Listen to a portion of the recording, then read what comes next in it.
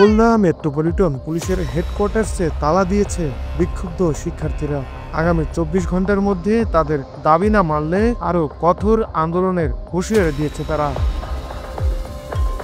25 June দুপুর 12:30টায় খুলনা থানার সাবেক এসআই সুকান্তকে গ্রেফতারের দাবিতে পুলিশ হেডকোয়ার্টার্স ঘেরাও করেন তারা। গতকাল 24 জুন আদালতে সাক্ষী দিয়ে খুলনা থেকে কর্মস্থল চুয়াডাঙ্গা ফেরার পথে নগরের ইস্টার্ন গেট এলাকায় স্থানীয় জনতা তাকে মারধর করে খানজাহান আলী থানা পুলিশের হাতে সোপর্দ করে। এরপর তিনি প্রাথমিক চিকিৎসা শেষে চুয়াডাঙ্গা ফিরে যান।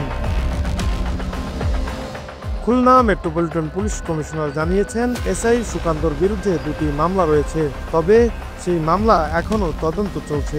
শিক্ষার্থীদের জন্য আলোচনার পথ সবসময় খোলা রয়েছে।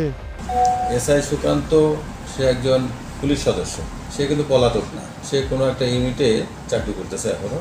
তার মানে পুলিশ সুপার তার ব্যাপারে ব্যবস্থা নেবেন, যেহেতু সে হলো চুয়াডাঙ্গা জেলার জনগণ। আর 2 নম্বর বিষয় হলো পুলিশ হেডকোয়ার্টার থেকে যদি কোনো অ্যাডমিনিস্ট্রেটিভ অফিসার নিতে হয়, পুলিশ হেডকোয়ার্টার নিতে পারে। আমাদের জানার মধ্যে 2টা মামলা আছে। তো 2টা মামলা, একটা বিবাহিতে তদন্তাধীন আছে আর একটা কেএমপিতে। তো তদন্তাধীন অবস্থায় মামলাগুলো শেষ না হওয়া পর্যন্ত, তদন্ত শেষ না হওয়া পর্যন্ত আমরা বলতে পারি না কে কতটুকু, মানে কোন অপরাধে কে কতটুকু দায়ী।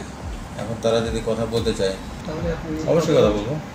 তবে শিক্ষার্থীরা বিক্ষুব্ধ হয়ে খুলনা মেট্রোপলিটন পুলিশ হেডকোয়ার্টার্সে তালা ঝুলিয়ে দেয়। তারা বলছে, এসআই সুকান্তকে গ্রেফতার না করা পর্যন্ত এই তালা খোলা হবে না।